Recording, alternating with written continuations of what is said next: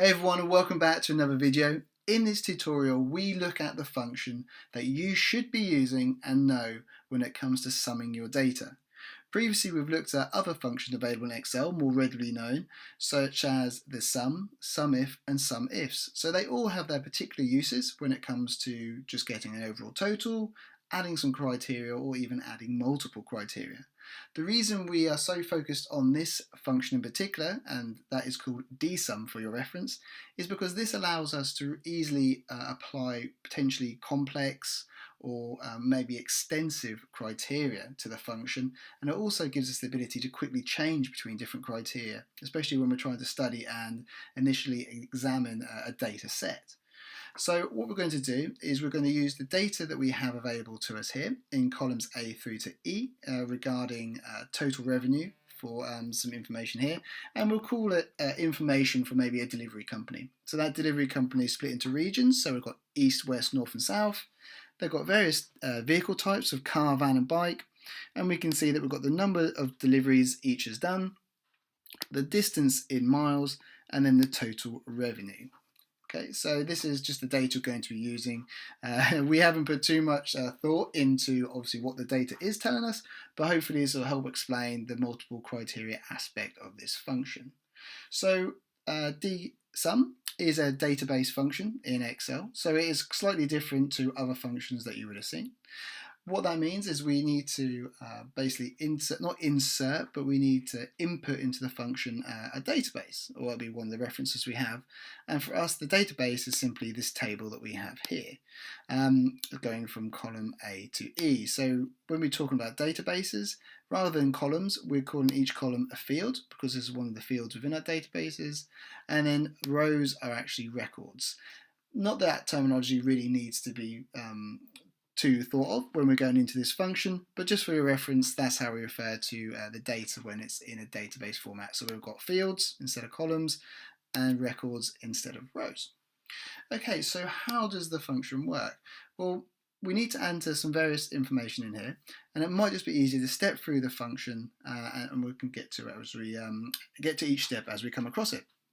So as you'd have seen with sum, or more particularly SUMIF and SUMIFs, you have to first enter the range or that contains criteria or the values in that range that you want to apply criteria to, and then you have to state the criteria you want to apply to it.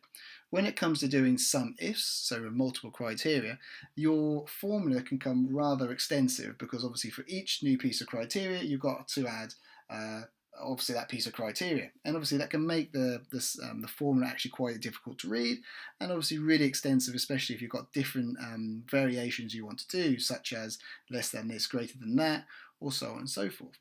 But when it comes to using dsum or database functions, we're actually a lot simpler in that all we need to do really is select a number of ranges and it will do the work for us. So what we need to do is a quick bit of setup and then we can start entering the function.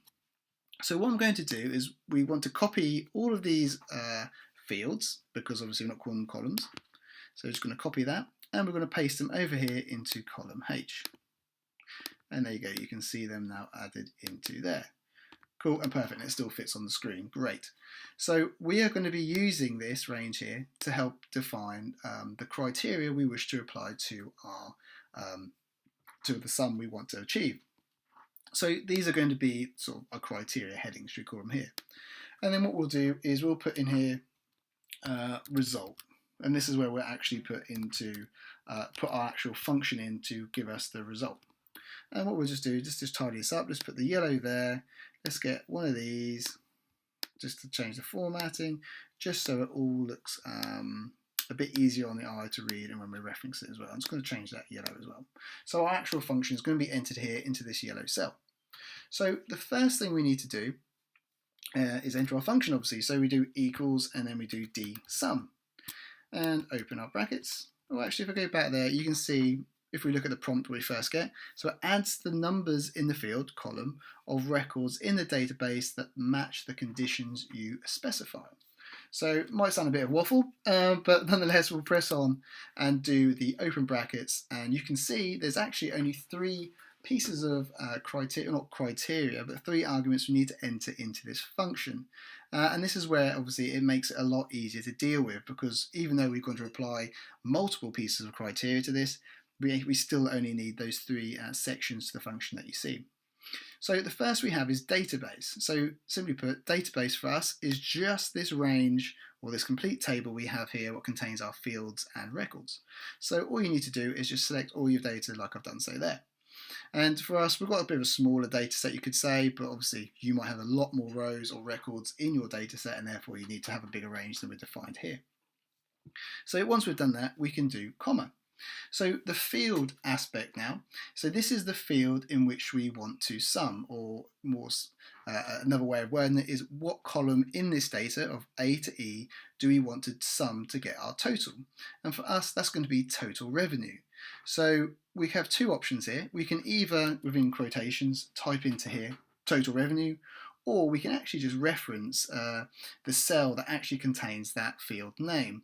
And the most important aspect of here is just capturing in this field section here, what is the name of the field, or the column header, if you're still needing to focus on columns.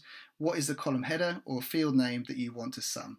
So what I'm going to do is just type it in here, just because it might be a bit easier when you're looking at the screen and looking back in a second or two just to remember what it's doing. So basically put is just type in the field name, making sure to use your quotations, but actually you could just select the cell reference, so you could just put E1 in here rather than the total revenue.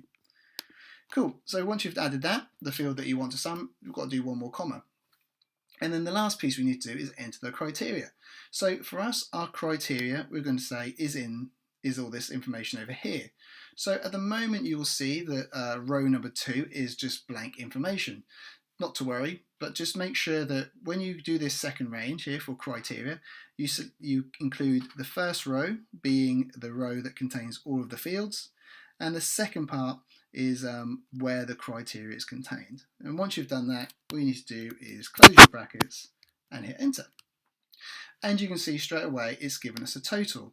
And if I just add a basic sum function at the bottom here and select all of this information in total revenue, you can see what that total is, and that is matching exactly what we have here, the result. And that's because we've not defined any criteria to apply. So what the function is going to do is just sum the total regardless of any criteria. But this is where we can now have some fun, and it becomes particularly useful. So let's say we now decide, okay, we've got our total, at 1.5 million, just over. We only want to look at East. So all we need to do now is, in our criteria here, is type East. And straight away, the result updates, and you can see that it's now telling us the total of 567,000. And that's because it's applying the criteria of only summing the total revenue for the region of East.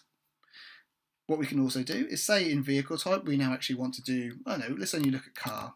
So we can type in car, and you can see it's been further filtered to only now give us the total for where the region is East and the vehicle type is car. And we can go on. We can actually do multiple things. We could say where deliveries are greater than, let's say greater than 23. So all you need to do is a greater than symbol, the number 23. And in this instance, you can see that our result is 0.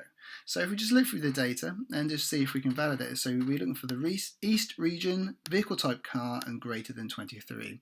So we can see we have car, and what might be easier is if we just add our filters on here, and then we can filter it and see what we're doing. So vehicle type is car. We only want ones greater than 23, so that would be 25. So we can see that there is no, this criteria doesn't apply to our data in other sense. So there is no East region with a car that has greater than 23.